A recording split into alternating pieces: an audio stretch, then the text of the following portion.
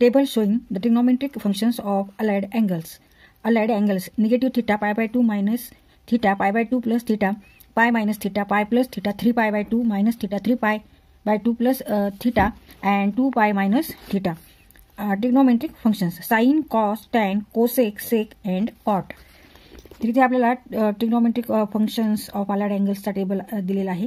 तर हा टेबल कसा तयार केला हे तुम्हाला माहीत पाहिजे आणि इथे तुम्ही ह्या टेबलचं पाठांतर करा.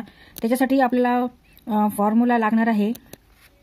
तर इथे trigonometric ratios of allied angles हे जे फॉर्म्युले आहेत, if n is even integer, even म्हणजे समसंख्या, जर n ही समसंख्या असेल, n is even integer, even number, then use this formula. Sine n pi by 2 plus minus theta plus minus sine theta, कॉसचं पण तसंच प्लस मायनस कॉस थिटा, टॅनचं प्लस मायनस टॅन थिटा. पण जेव्हा n ऑड असेल म्हणजे विषम संख्या असेल n, तर इथे n जर विषम संख्या असेल त्यावेळेस साइनचं कॉस होणार आहे आणि प्लस मायनस कॉसचं साइन, टॅनचं कॉट. आणि ही जे प्लस मायनस साइन आहे प्रत्येक ठिकाणी ती कशावर अवलंबून आहे, तर तो अँगल कोणत्या क्वाड्रंटमध्ये आहे त्यावरून आपण ठरवायचं की ह्या फंक्शनची साइन पॉझिटिव्ह आहे का निगेटिव्ह आहे ते. आता इथे तुम्हाला हा टेबल पण पाठ करायचा, trigonometric ratios of special angles, नंतर trigonometric ratios of negative angles.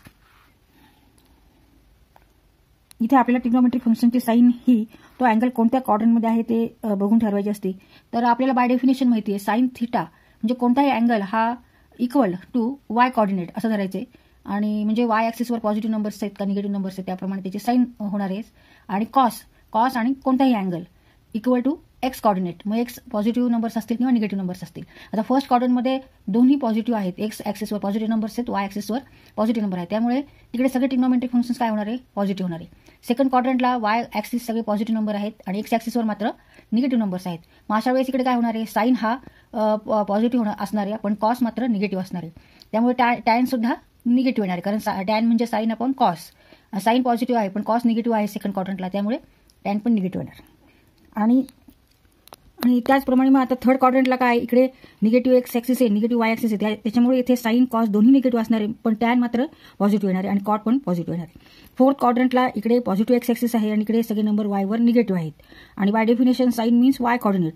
मग इथे साइन हा निगेटिव्ह येणार आहे आणि कॉस मात्र पॉझिटिव्ह येणार आहे, कॉस मीन्स एक्स कॉर्डिनेट. आणि इकडे सगळे एक्स ॲक्सिसवर पॉझिटिव्ह नंबर्स आहेत म्हणून इथे कॉस पॉझिटिव्ह येणार आहे, कॉस पॉझिटिव्ह म्हणून सेक पण पॉझिटिव्ह आणि उरलेले जे ट्रिग्नोमेट्रिक फंक्शन्स आहेत ते निगेटिव्ह आहेत. इथे हे फॉर्म्युले पण लक्षात ठेवा.